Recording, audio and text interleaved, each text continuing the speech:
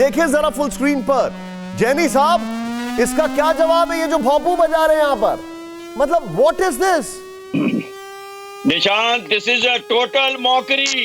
ये तो एक टोटल जोक है जिसपे की के किसी को हंसी भी नहीं आएगी। सबसे पहले तो यूनाइटेड नेशंस ने इनकी गर्दन पे फांसी लगानी चाहिए कि आप नॉइज पोल्यूशन क्यों कर रहे हैं दुनिया में, आप जो एनवायरनमेंट को क्यों खराब कर रहे हैं। दोनों देश के बीच में रिश्ते तो छोड़ो, दुश्मनी छोड़ो, लड़ना झुड़ना छोड़ो, ये मजाक क्या हो रहा है ये। और अगर ये सोचते हैं कि हमारे जवान जो है इनके भोंपू बजाने से वो है, तो हमारे जवानों का तो मोराल और ऊंचा होगा। उनको तो ये इस बात की तसल्ली होगी कि चाइना के पास में इसका कोई समाधान नहीं है, हमारी ताकत का, हमारे जवाबों का कोई समाधान नहीं है। हम भोंपू पे आ गए हैं। Point noted. मैं अपने दर्शकों को दो तस्वीरें दिखाऊंगा, भारत और चीन में क्या फर्क है। एक तरफ ये भोंपू 2 विंडो में दिखाइए और दूसरी तरफ हमारी विक्टर फोर्स। ये है फर्क इन दोनों में। एक होती है क्लास और दूसरा होता है भोंपू। मतलब दे हैव नथिंग लेफ्ट। अब ये सिर्फ भोंपू बजा सकते हैं, हालांकि इस भोंपू से परेशानी है, लेकिन ये हम दोनों का फर्क है। ये आप बगल में देख रहे हैं राष्ट्रीय राइफल्स विक्टर फोर्स और लेफ्ट में चीनी भोंपू। ये फर्क है भारत और चीन में, जमीन आसमान का फर्क है। वो सिर्फ भोंपू बजा सकते हैं और कुछ नहीं कर सकते हैं। शॉकिंग है ये, लेकिन मैं इस खबर से निकल लूंगा। मेरे सामने और भी सीरियस इश्यूज हैं, इनके भोंपू को दिखाना जरूरी था क्योंकि ये इनकी क्लास है। आइए सीधे चलते हैं। यूएन में आतंक पर प्रधानमंत्री मोदी का बड़ा प्रहार। भारत की आवाज आतंक के खिलाफ, बड़ी खबर।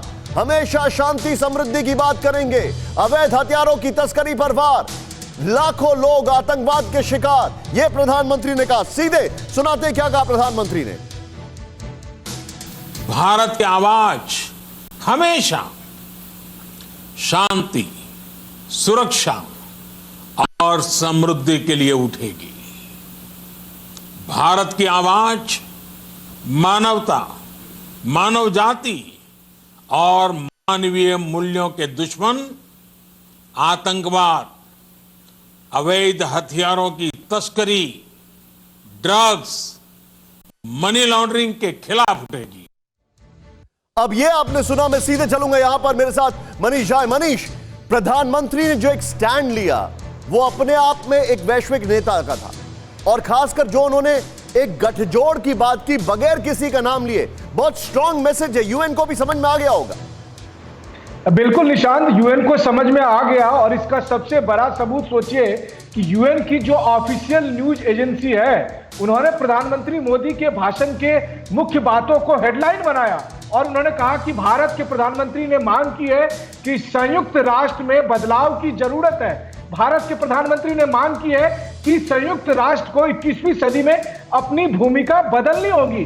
जाहिर है संयुक्त राष्ट्र की भूमिका 9/11 मैं इसको थोड़ा सा आगे बढ़ाऊंगा। आपने जो बात बताई है मनीष, बड़ी सही बात बताई है। क्या आप पर भी बरपा है जालसाजी का कहर? सपने टूटे आपके, न घर के न घाट के।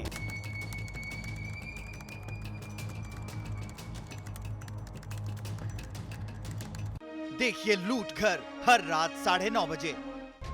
फिक्र आपकी,